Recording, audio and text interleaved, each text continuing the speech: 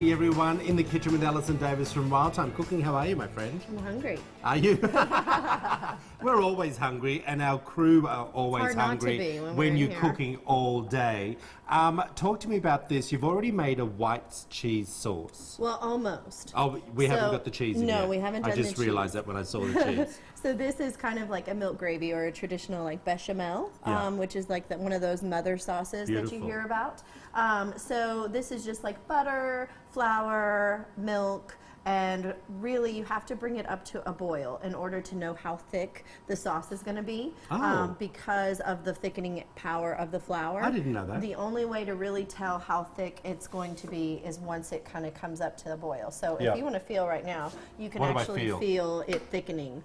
Oh, so... Yeah, so you can feel it thickening as it heats up. Yeah. So if it's too thick, then you add a little bit more milk. If it's too thin, you can add a little bit more flour in there if you need to. Would you use skim milk or light milk? Or you always use full cream? 2%, or you could use whole milk, but the skim milk I think is just too watery. Yeah, I agree. Yeah.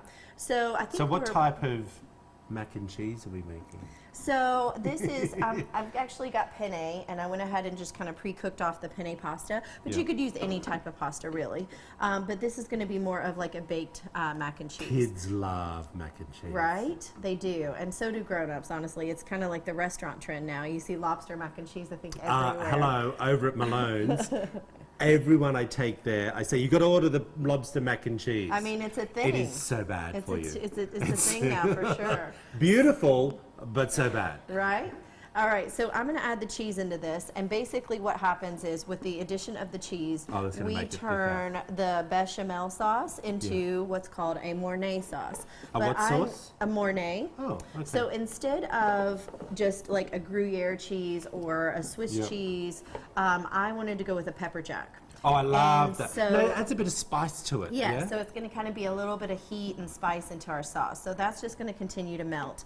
Now, instead of just being mac and cheese, I'm going to flip over and I'll stir that while you chop. Wanted to add a little bit more. So we've got bacon and we've got shrimp and chives. So I thought bacon, shrimp. Oh, you're putting it all in. Yeah, bacon, shrimp, and chives in with our Mornay sauce with that pepperjack. So there's a lot of like flavors working there. Yeah. The saltiness of the bacon, the kind of seafood, nice little pop there with our shrimp. Yep. So I'm just taking some pre-cooked shrimp and just chopping those up.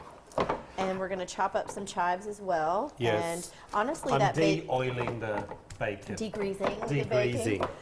So what you could actually do is the bacon's been pre-cooked and it's crispy enough. You could actually just crumble it. Exactly. I'm crumbling the bacon without being told. Nice, nice. So I'm just going to put that pre-cooked shrimp in there. And you can crumble up that bacon and put that in there. And then we're going to go with some chopped chives. Oh, this looks good, everyone. Watch how this is all done. Look at that. I know. Love it. Look at that. Oh, I may just make that a little bit smaller. I was just thinking, I was eating a wedge of blue cheese the other day. Love blue cheese. Blue cheese would be so good. Did you hear me? You did say a wedge, didn't you? A wedge of blue cheese. No one can blame you there. And I was just thinking, how do they make it blue? It is like an aged process. Yeah. I get that, but is it mold? Well, pretty much. Oh. But it's good mold. Oh, so it's a healthy mold. Yeah, no, it's an aging process for sure, and you just get that delicious. But it's my favorite. I'd love to go and actually that's one of my bucket list things is to go and see to one of those cheese farms abroad and see them make the cheese and taste them and everything. I mean, how does that feel now? Let me have a feel of that. Look at that. You start to see the nice cheesiness coming in. Oh, yeah. So it does feel a lot thicker, actually. Yeah, and one other thing I like to add into my cheese sauce is a touch of nutmeg. It really makes all the difference. So just a little bit of nutmeg in there. It's just more like rounded flavors. It's more complex. It just is that touch that it needs. So we're going to take that cheese sauce. Boom. Oh, she's so quick.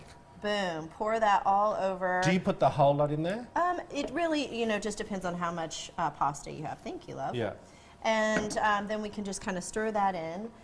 Season it just a little bit with salt and pepper to top. Oh, you stir it in? Yeah, I want to make sure all the pasta's coated to where it doesn't burn on the bottom, So just kind of mix all that in there. The shrimp. I wouldn't have done that.